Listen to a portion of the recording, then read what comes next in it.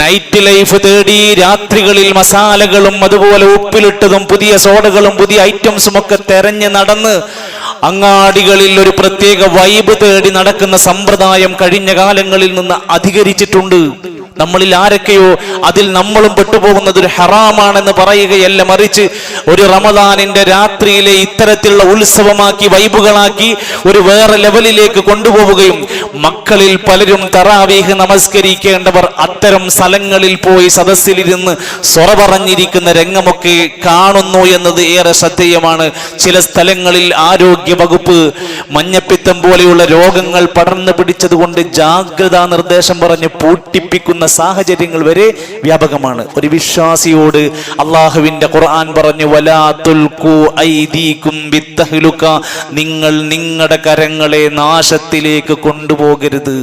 നമ്മുടെ ആരോഗ്യത്തെ നശിപ്പിക്കുന്ന, നമ്മുടെ നാളത്തെ നോമ്പിനെ ബാധിപ്പിക്കുന്ന ഒരൊറ്റ ലൂസ് മോഷൻ ഉണ്ടെങ്കിൽ എത്ര പ്രയാസപ്പെടുമെന്ന് മാത്രം ഒന്ന് ചിന്തിക്കുന്ന രൂപത്തിൽ ആ വിഷയത്തിലേക്ക് വരേണ്ടതുണ്ട്. അതോടൊപ്പം റമദാനിന്റെ രാത്രികാലങ്ങളെ ബീച്ചുകളിലും പാർക്കുകളിലുമായി കുടുംബസമേതം ഉല്ലസിക്കുന്ന, കളിച്ച് നടക്കുന്ന, തിന്ന് നടക്കുന്ന കാഴ്ചയും പലയിടത്തും വൈബായി മാറിയിട്ടുണ്ട്.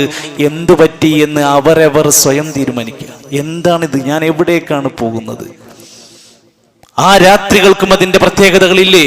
ഇഫ്താർ മീറ്റുകൾ എന്ന് പറഞ്ഞത് മോശപ്പെട്ട കാര്യമൊന്നുമല്ല. പക്ഷേ തന്റെ ഇഫ്താർ മീറ്റുകൾ പലതരത്തിലുള്ള ക്യാമ്പസുകളുടെയും ജോലികളുടെയും കുടുംബങ്ങളുടെയും ഒക്കെ ഇഫ്താർ മീറ്റുകളുടെ പേരിൽ നമസ്കാരത്തിന്റെ ശ്രദ്ധ നഷ്ടപ്പെടുകയും ജമാഅത്ത് കിട്ടാതെയാവുകയും തറാവീഹിന് പങ്കെടുക്കാൻ പറ്റാതെയാവുകയും ഒക്കെ ചെയ്യുന്ന അത്തരം അവസ്ഥകൾ വരാതിരിക്കാൻ ശ്രദ്ധിക്കേണ്ടത് ഞാൻ പറഞ്ഞതുപോലെ നമ്മൾ തന്നെയാണ് എന്നർത്ഥം.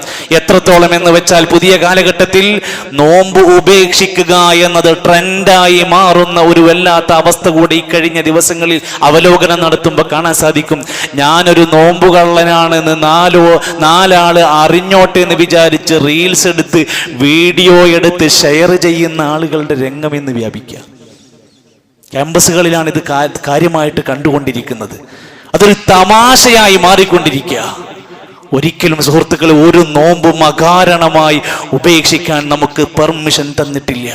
എന്നാൽ ഈ മനുഷ്യരാകുന്ന നമ്മളോട് റമദാനിൽ അല്ലാഹു തആല പറയുന്നത്, അല്ലാഹുവിന്റെ ദീൻ നമ്മളെ പഠിപ്പിക്കുന്നത് എല്ലാ പാപങ്ങളെയും ഉപേക്ഷിച്ച് നന്മയിലേക്ക് വരാനും മുമ്പ് സംഭവിച്ചതിൽ നിന്നെല്ലാം ഖേദിച്ച് പശ്ചാത്തപിച്ച് തൗബ ചെയ്യാനും പഠിപ്പിക്കുകയാണ്. പുതിയ പുതിയ തിന്മകൾ തുടങ്ങാനുള്ള മാസമല്ല റമദാൻ.